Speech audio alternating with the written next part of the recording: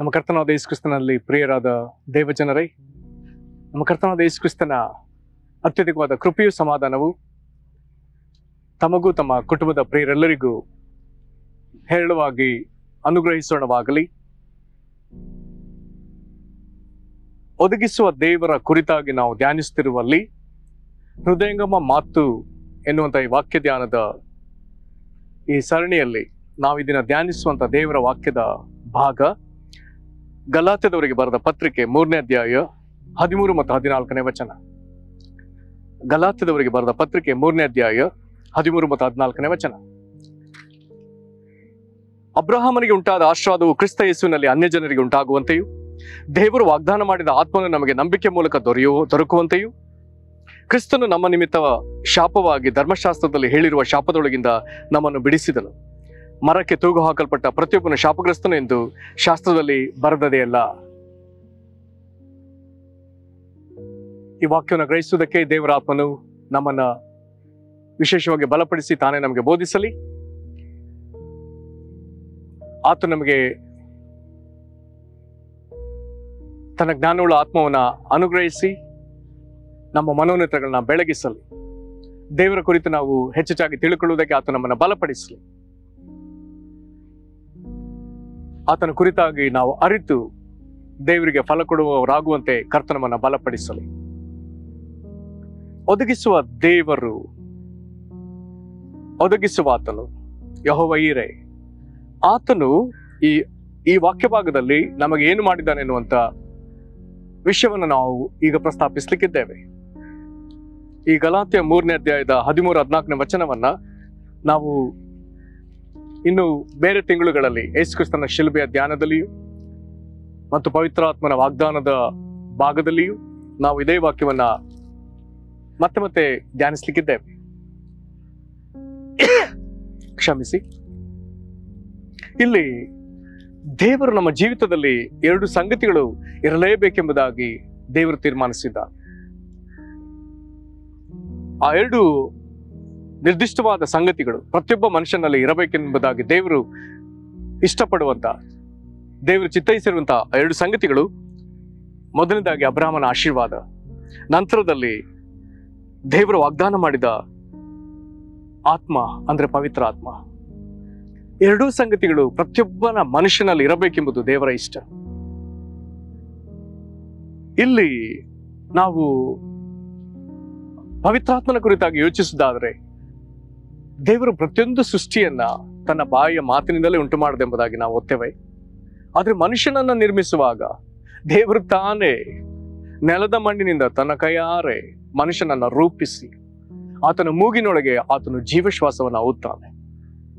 ಆಗ ಮನುಷ್ಯನು ಬದುಕುವ ಆತ್ಮನಾದನು. ಕೆಲವು ಭಾಷಾಂತರಗಳಲ್ಲಿ ಬದುಕುವ ಪ್ರಾಣಿಯಾದನೆಂಬುದಾಗಿ ಬರೆದದೆ, ಇನ್ನು ಕೆಲವು ಭಾಷಾಂತರಗಳಲ್ಲಿ ಬದುಕುವ ಆತ್ಮ. ಹಾಗಾದ್ರೆ ದೇವರ ಜೀವವನ್ನ ಪಡಕೊಂಡ ಮನುಷ್ಯನ ಜೀವಿತ ಈಗ ಅದೆಷ್ಟೋ ಶ್ರೇಷ್ಠತೆ ಉಳ್ಳದು. ಆದರೆ ಆದಿಕಾಂಡ 1-2 ಅಧ್ಯಾಯದಿಂದ ಈಗ 6ನೇ ಅಧ್ಯಾಯಕ್ಕೆ ಬಂದು 6ನೇ ಅಧ್ಯಾಯದ 3ನೇ ವಚನಕ್ಕೆ ಬರುವಾಗ ಮನುಷ್ಯನು ತನ್ನ ಆಲೋಚನೆಯಲ್ಲಿ, ತನ್ನ ಹೃದಯದಲ್ಲಿ ಯಾವಾಗ್ಲೂ ಕೆಟ್ಟದಾಗಿರೋದ್ರಿಂದ ದೇವರದಕ್ಕೆ ನೊಂದುಕೊಳ್ತಾನೆ. ಅಥವಾ ದೇವರದಕ್ಕಾಗಿ ಪಶ್ಚಾತ್ತಾಪ ಪಡ್ತಾನೆ, ವೇದನೆ ಪಡ್ತಾನೆ. ಆಗ ದೇವರು ತಾನೇ ಹೇಳುವಂತ ಮಾತು, ಇನ್ನು ನನ್ನ ಆತ್ಮವು ಮನುಷ್ಯರೊಂದಿಗೆ ಶಾಶ್ವತವಾಗಿರುವುದಿಲ್ಲ. ಅವರು ಭ್ರಷ್ಟರಾದ ಮರ್ತ್ಯರೇ. ದೇವರು ಮನುಷ್ಯನ ಕುರಿತಾಗಿ ಯೋಚಿಸಿ ಅಲ್ಲಿ ಮತ್ತೆ ಓದೋಣ. ಆಗ ಯೆಹೋವನು, ನನ್ನ ಆತ್ಮ ಮನುಷ್ಯರಲ್ಲಿ ಶಾಶ್ವತವಾಗಿರುವುದಿಲ್ಲ, ಅವರು ಭ್ರಷ್ಟರಾದ ಮರ್ತ್ಯರೇ, ಅವರ ಆಯುಷ್ಯವು 120 ವರ್ಷವಾಗಿರಲಿ ಅಂದನು. ಮನುಷ್ಯನಿಗೆ ದೇವರು ಮೊದಲು ನೇಮಿಸಿದಂತ ದೀರ್ಘಾಯುಷ್ಯ, ಸಮೀಪ 1000 ವರ್ಷ ಬದುಕುತ್ತಿದ್ದ ಮನುಷ್ಯನ ಆಯುಷ್ಯನ ದೇವರು ನಾವು ಭ್ರಷ್ಟರು ಎಂಬುದಾಗಿ ಅರಿತಾಗ ಆತನು ಅದನ್ನ 120 ವರ್ಷಕ್ಕೆ ಮೊಟಕುಗೊಳಿಸ್ತಾನೆ. ನಾವು ಭ್ರಷ್ಟರು ಎಂಬುದಾಗಿ ಹೇಳ್ತಾನೆ, ಮರ್ತ್ಯರು ಅಂದ್ರೆ ಮರಣಕ್ಕೆ ಪಾತ್ರ ಎಂಬುದಾಗಿ ದೇವರು ಹೇಳ್ತಾನೆ. ಜೊತೆಗೆ ಆತನು ಅಲ್ಲಿ ಆರಂಭದಲ್ಲಿ ಹೇಳ್ತಾನೆ, ನನ್ನ ಆತ್ಮ ಮನುಷ್ಯರ ಸಂಗಡ ಶಾಶ್ವತವಾಗಿರುವುದಿಲ್ಲ. ಈಗ ನಾವು ದೇವರ ಆತ್ಮ ಮನುಷ್ಯರ ಸಂಗಡ ಇರ್ಲಿಕ್ಕೆ ಎಲ್ಲಾ ಅರ್ಹತೆಯನ್ನ ಕಳಕೊಂಡ ಸ್ಥಿತಿಗೆ ಅದು ಬರ್ತದೆ. ಹಾಗಾದ್ರೆ ದೇವರಾತ್ಮ ಮನುಷ್ಯನಿಂದ ಈಗ ಅಗಲಿಸಲ್ಪಟ್ಟ ಮೇಲೆ ದೇವರು ಸುಮ್ಮನಾಗಿ ಬಿಟ್ಟನೋ? ಹಾಗಾದ್ರೆ ಮುಂದಿನ ಪ್ರಯತ್ನಗಳನ್ನ ಗಮನಿಸುವಾಗ ಆತನು ಯೆಶಾಯ ಗ್ರಂಥದಲ್ಲಿ, ಯೋವೇಲ ಗ್ರಂಥದಲ್ಲಿ ಅಥವಾ ಜಕರ್ಯ ಗ್ರಂಥದಲ್ಲಿ, ಹೀಗೆ ಹಲವು ಪುಸ್ತಕಗಳಲ್ಲಿ ತನ್ನ ಪ್ರವಾದಿಗಳ ಮೂಲಕ ಆತನು ತನ್ನ ಆತ್ಮನನ್ನ ಮನುಷ್ಯರಿಗೆ ಕೊಡುವಂತ ವಾಗ್ದಾನವನ್ನ ಪದೇ ಪದೇ ವಿಧ ವಿಧವಾಗಿ ಆತನು ಮಾತನಾಡ್ತಾನೆ. ಹಾಗಾದ್ರೆ ದೇವರ ಹೆಬ್ಬಯಕೆ ನಾವು ಆತನ ಆತ್ಮನನ್ನ ಹೊಂದಿಕೊಳ್ಳಬೇಕು. ಒಂದು ವೇಳೆ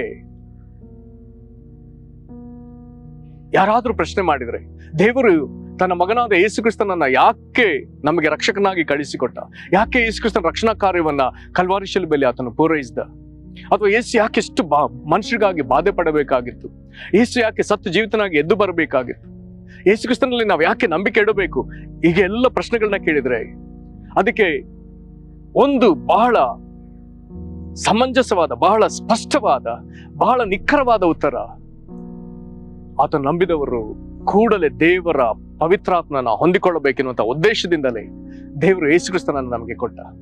ಆತನ ಮೂಲಕ ರಕ್ಷಣಾ ಕಾರ್ಯವನ್ನು ನೆರವೇರಿಸಿದ. ದೇವರು ತನ್ನ ಮಗನನ್ನ ಜಜ್ಜಿದ, ಆತನ ಮರಣಕ್ಕೊಪ್ಪಿಸಿ ಜೀವದಿಂದ ಎಬ್ಬಿಸಿದ. ಇದೆಲ್ಲದಕ್ಕೂ ಕಾರಣ ನಾವು ದೇವರ ಪವಿತ್ರಾತ್ಮನ ಹೊಂದಿಕೊಳ್ಳಬೇಕು. ಬಹಳ ಸ್ಪಷ್ಟವಾದ ವಿಷಯ.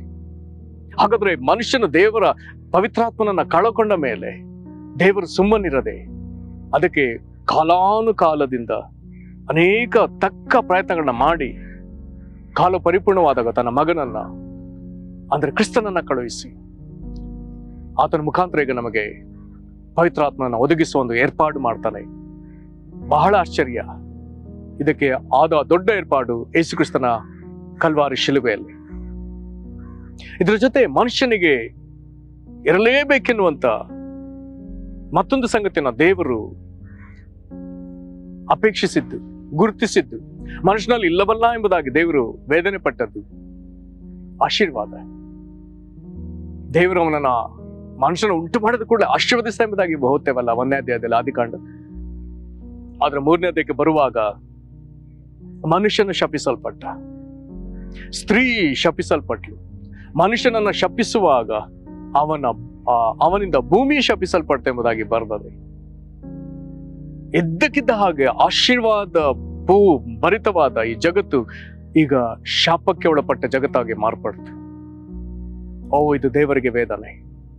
4ನೇ ಅಧ್ಯಾಯಕ್ಕೆ ಬರುವಾಗ ಕಾಯಿನನ ಪ್ರಸಂಗದಲ್ಲಿ ಈ ಶಾಪದ ಮಟ್ಟ 7ರಷ್ಟು ವೃದ್ಧಿ ಆಗ್ತದೆ.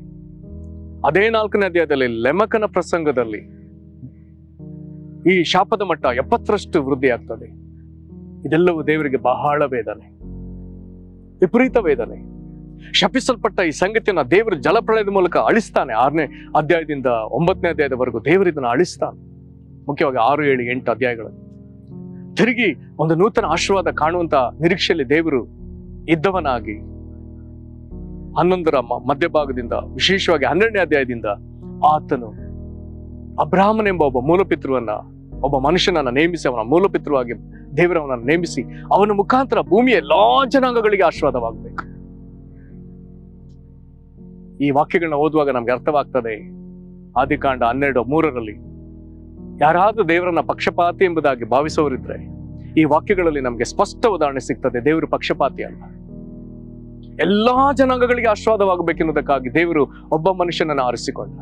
ಅವನ ಮುಖಾಂತರ ದೇವರು ತಕ್ಕ ಏರ್ಪಾಟುಗಳನ್ನ ಮಾಡಿ ತಿರುಗಿ ಯೇಸುಕ್ರಿಸ್ತನ ಶಿಲ್ಬೆ ಬಳಿವರೆಗೂ ಅದನ್ನ ನಡೆಸಿ ಮನುಷ್ಯರು ಕಳಕೊಂಡಿದ್ದ ಆಶೀರ್ವಾದ ಅದನ್ನ ತಿರುಗಿ ಪಡಕೊಳ್ಳುವಂತೆ ದೇವರೀಗ ತನ್ನ ಆಶೀರ್ವಾದವನ್ನ ಅಬ್ರಾಹ್ಮನ ಆಶೀರ್ವಾದ ಎಂಬುದಾಗಿ ಹೇಳ್ತಾನೆ.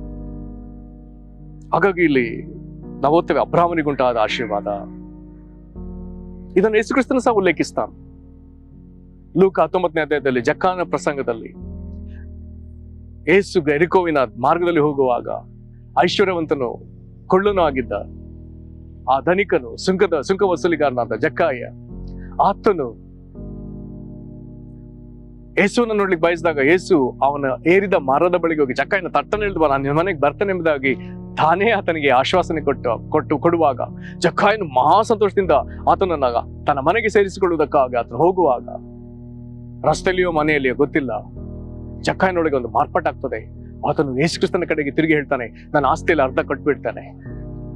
ಅರ್ಧ ಆಸ್ತಿ ಕಳ್ಕೊಂಡ, ಆ ಸ್ಟೇಟ್ಮೆಂಟ್ ನಲ್ಲಿ ಅರ್ಧ ಆಸ್ತಿ ಕಳ್ಕೊಂಡ. ನಂತರದಲ್ಲಿ ಆತನಿಗೆ ಇನ್ನೂ ಮನವರಿಕೆ ಆಗ್ತದೆ, ನಾನು ಅನ್ಯಾಯವಾಗಿ ಸಂಪಾದಿಸಿದವನು, ಹಾಗಾದ್ರೆ ಅನ್ಯಾಯವಾಗಿ ಏನ್ ತಕೊಂಡಿದ್ದೇನೋ ಅದನ್ನ ನಾನು ಅವರಿಗೆ 4ರಷ್ಟು ಕೊಡ್ತೇನೆ. ಒಂದು ತಪ್ಪಿಗೆ 4ರಷ್ಟು ಪಶ್ಚಾತ್ತಾಪ ಮಾತನಾಡ್ತಾರೆ.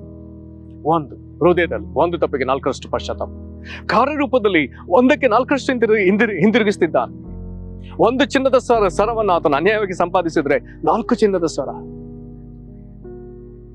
1 ಎಕರೆ ಜಮೀನನ್ನು ಅನ್ಯಾಯವಾಗಿ ಸಂಪಾದಿಸಿದ್ರೆ 1ಕ್ಕೆ ಪ್ರತಿಯಾಗಿ 4 ಎಕರೆ ಜಮೀನು ನನಗೆ ಯೋಚಿಸುವುದು ಅಗತ್ಯ ಎಂಬುದಾಗಿ ನಾನು ಭಾವಿಸ್ತೇನೆ. ಹೃದಯದಲ್ಲಿ ಮಾತ್ರ ಪಶ್ಚಾತ್ತಾಪ ಪಡಲಿಲ್ಲ, ಕಾರ್ಯರೂಪದಲ್ಲಿ ಪಶ್ಚಾತ್ತಾಪ ಪಟ್ಟ. ಅರ್ಧ ಆಸ್ತಿ ಬಡವರಿಗೆ ಹೇಳಿ ಆಯ್ತು, ಇನ್ನು ಉಳಿದ ಅರ್ಧ ಆಸ್ತಿಯಲ್ಲಿ 1ಕ್ಕೆ 4ರಷ್ಟು ಕೊಡುವಾಗ ಜಕ್ಕಾಯನ ಬಳಿದ ಯೇಸುವಿಗೆ ಚೆನ್ನಾಗಿ ಅರ್ಥವಾಯ್ತು, ಇವನು ತನ್ನ ಬಳಿದ ಎಲ್ಲ ಐಶ್ವರ್ಯ ಈಗ ಕಳಕೊಂಡ. ಜಕ್ಕಾಯನ ಕಡೆಯಿಂದ ಯೋಚಿಸಿದಾದ್ರೆ, ಜಕ್ಕಾಯ ಹಾಗಾದ್ರೆ ನನ್ನ ಬಳಿ ಇರುವಂತ ಐಶ್ವರ್ಯವೆಲ್ಲವೂ ಅದು ಶಾಪಗ್ರಸ್ತವಾದದ್ದು. ಈಗ ಆಶೀರ್ವದಿಸುವ ದೇವರೇ ನನ್ನ ಮನೆಗೆ ಬಂದಿದ್ದಾನಲ್ಲ, ಹಾಗಾದ್ರೆ ಈ ಆಶೀರ್ವಾದ ನನ್ನೊಳಗುಳಿಯುವಂತೆ ನನ್ನ ಮನೆಯಲ್ಲಿ ನಾನು ಸಂಗ್ರಹಿಸಿರುವ ಶಾಪಗ್ರಸ್ತವಾದದ್ದೆಲ್ಲವನ್ನ ನನ್ನಿಂದ ತೆಗೆದಾಗ, ನನ್ನ ಜೀವನದಿಂದ ಶಾಪಗ್ರಸ್ತವಾದದ್ದು ಹೊರಗೆ ಹೋಗಲಿ. ನನ್ನ ಮನೆಯಲ್ಲಿ ಐಶ್ವರ್ಯವಾಗಿ, ಹಣವಾಗಿ, ಆಸ್ತಿಪಾಸ್ತಿಯಾಗಿ ಕುಳಿತಿರುವಂತದ್ದೆಲ್ಲೂ ಶಾಪಗ್ರಸ್ತವಾದದ್ದು, ಆದರೆ ಆಶೀರ್ವಾದ ದೇವರಲ್ಲಿದೆ. ಈ ಲೌಕಿಕ ಸಂಗತಿಗಳು ಶಾಪಗ್ರಸ್ತವಾದದ್ದು, ಇದು ಹೊರಗೆ ಹೋಗಲಿ. ಕಾರಣ ನಿಜವಾದ ಆಶೀರ್ವಾದ ನಾನು ಪಡ್ಕೊಳ್ಳುವಂತೆ ಈ ತಾತ್ಕಾಲಿಕವಾಗಿ ಕಾಣುವಂತ ಈ ಸಂಗತಿಗಳು ಶಾಪಗ್ರಸ್ತವಾದ ನನ್ನ ಜೀವಿತದಲ್ಲಿ ಬೇಡವೇ ಬೇಡ, ಶೂನ್ಯ ಸ್ಥಿತಿಗೆ ಬಂದು ನಿಲ್ತಾನೆ. ಇದನ್ನೆಲ್ಲ ಗಮನಿಸಿದ ಯೇಸು ಈಗ ಹೇಳ್ತಾನೆ, ಹಿಂದೇ ಮನೆಗೆ ರಕ್ಷಣೆ ಆಯ್ತು, ಇವನು ಸಹ ಅಬ್ರಾಹ್ಮನ ವಂಶಿಕನಲ್ಲವೇ. ಅದರರ್ಥ ಜಕ್ಕಾಯ ಇಲ್ಲಿವರೆಗೂ ಸಂಪಾದಿಸಿದ ಆಸ್ತಿಗಳಲ್ಲಿ ಆಶೀರ್ವಾದ ಇರಲಿಲ್ಲ, ಹಣದಲ್ಲಿ ಆಶೀರ್ವಾದವಿರಲಿಲ್ಲ, ಅದು ಶಾಪಗ್ರಸ್ತವಾದದ್ದೇ. ಆದ್ರೆ ಈಗ ಶಾಪಗ್ರಸ್ತವಾದ ತನ್ನ ಜೀವಿತದಿಂದ ತೆಗೆಯುವುದಕ್ಕೆ ತನ್ನ ಮನಸ್ಸು ಮಾಡಿದ್ನಲ್ಲ, ಯಥಾರ್ಥವಾಗಿ ಪಶ್ಚಾತ್ತಾಪ ಪಟ್ಟನಲ್ಲ, ಈಗ ಈಗ ಈಗ ಇವನ ಅಬ್ರಾಹ್ಮನ ವಂಶಿಕ, ಆದ್ರೆ ಈಗ ಆಶೀರ್ವಾದದ ವಂಶದೊಳಗೆ ಸೇರಿದವನು. ಯೇಸುವಿನ ಘೋಷಣೆ. ಪ್ರೇರೆ, ಹಾಗಾದ್ರೆ ದೇವರ ಆಶೀರ್ವಾದವನ್ನ ದೇವರು ಭೂಮಿಯ ಮೇಲೆ ಅಬ್ರಾಹ್ಮನ ಆಶೀರ್ವಾದ ಎಂಬುದಾಗಿ ಕರೆದಿದ್ದಾನೆ. ಅಬ್ರಾಹ್ಮನ ಆಶೀರ್ವಾದ ಬಹಳ ವಿಸ್ತಾರವಾದ ಆಶೀರ್ವಾದ. ಇದರೊಳಗೆ ನಿತ್ಯತ್ವದ ಆಶೀರ್ವಾದವೂ ಇದೆ, ಈ ಲೋಕಕ್ಕೆ ಸೇರಬೇಕಾದ, ಈ ಲೋಕದಲ್ಲಿ ಅನುಭವಿಸಬೇಕಾದ ತಾತ್ಕಾಲಿಕ ಆಶೀರ್ವಾದವೂ ಇದೆ. ಬಹುದೂರಕ್ಕೆ ಆಶೀರ್ವಾದ ನಮ್ಮನ್ನ ತಕೊಂಡು ಹೋಗ್ತದೆ. ಹಾಗಾಗಿ ಇದು ಬಹಳ ಮೇಲ್ಸ್ತರದ ಆಶೀರ್ವಾದ. ಈ ಆಶೀರ್ವಾದ ಹೊಂದಿದವರು ಇನ್ನೊಬ್ಬರನ್ನ ಆಶೀರ್ವದಿಸ್ಲಿಕ್ಕೆ ಸಾಧ್ಯ. ಹಾಗಾಗಿ ಈ ಅಬ್ರಾಹ್ಮನ ಸಂತತಿಯಿಂದ ದೇವರು ಮಹಾಯಾಜಕರನ್ನ ಎಬ್ಬಿಸಿ, ಪ್ರವಾದಿಗಳನ್ನ ಎಬ್ಬಿಸಿ, ಮುಖ್ಯವಾಗಿ ಮಹಾಯಾಜಕರನ್ನ ಎಬ್ಬಿಸಿ ಅವರ ಮೂಲಕ ಎಲ್ಲರನ್ನ ಆಶೀರ್ವದಿಸ್ತಿದ್ದ. ಪ್ರಿಯರೇ, ಹಾಗಾದ್ರೆ ಒದಗಿಸುವ ದೇವರು ನಾವೇನನ್ನ ಕಳಕೊಂಡಿದ್ದೇವೆ ಎಂಬುದನ್ನ ತಿಳ್ಕೊಂಡ ಮೇಲೆ ಹೇಗಾದ್ರೂ ನಾವು ಹಾಳಾಗಿ ಹೋಗಲಿ ಎಂಬುದಾಗಿ ಭಾವಿಸದೆ ನಮ್ಮ ಜೀವಿತದಲ್ಲಿ ಇರಲೇಬೇಕಾದ ಎರಡನ್ನ, ಅಬ್ರಾಹ್ಮನ ಆಶೀರ್ವಾದವನ್ನ, ದೇವರು ವಾಗ್ದಾನ ಮಾಡಿದ ಪವಿತ್ರಾತ್ಮ ನಮ್ಮೊಳಗೆ ಇರಬೇಕೆಂಬುದಾಗಿ ಬಹಳವಾಗಿ ಯೋಚಿಸಿದ ದೇವರು ತಾನೇ ಭೂಮಿಗೆ ಮನುಷ್ಯನಾಗಿ ಬಂದು ಇದಕ್ಕೆ ಅಡ್ಡಲಾಗಿದ್ದ ಶಾಪವನ್ನ ತನ್ನ ಮೇಲೆ ತೆಗೆದುಕೊಂಡು ಆ ಶಾಪವನ್ನ ನಮ್ಮಿಂದ ತೆಗೆದು ತಾನೇ ಶಾಪವಾಗಿ ಮರದ ಕಂಬದಲ್ಲಿ ತೂಗಾಡಿದ್ನಲ್ಲ, ಇದರಿಂದ ನಮಗಾದ ದೊಡ್ಡ ಆಶೀರ್ವಾದ. ಇದರಿಂದ ನಮಗೆ ಒದಗಿಸುವ ಆತನು ಅಬ್ರಾಹ್ಮನ ಆಶೀರ್ವಾದವನ್ನ ಮತ್ತು ಪವಿತ್ರಾತ್ಮನನ್ನ ನಮಗೆ ಒದಗಿಸಿದ. ಇದು ಬಹಳ ಶ್ರೇಷ್ಠವಾದ ಒಂದು ಶಿಲುಬೆಯ ಸಾಧನೆ. ನಿನ್ನ ವಿಷಯದಲ್ಲಿ, ನನ್ನ ವಿಷಯದಲ್ಲಿ ದೇವರ ದೊಡ್ಡ ಚಿಂತನೆ. ಪ್ರೇರೆ, ಇದ್ಯಾವುದು ನಾವು ಯೋಚಿಸ್ಲಿಕ್ಕೆ ಸಾಧ್ಯವಿಲ್ಲದ ಸಂಗತಿ. ಯೋಚಿಸಿದ ಕಾಲದಲ್ಲಿ ದೇವರು ಇದು ನಮಗೆ ಸಂಪಾದ್ಯವಾಗುವಂತೆ ತಾನೇ ಇದಕ್ಕಾಗಿ ಶ್ರಮೆ ಪಟ್ಟಿದ್ದಾನೆ. ಕಾರಣ ಇದೆರಡು ನಿನ್ನ ಜೀವಿತದಲ್ಲಿ ಇರಬೇಕೆಂಬುದಕ್ಕಾಗಿ ಪ್ರಾರ್ಥನೆ ಮಾಡೋಣ.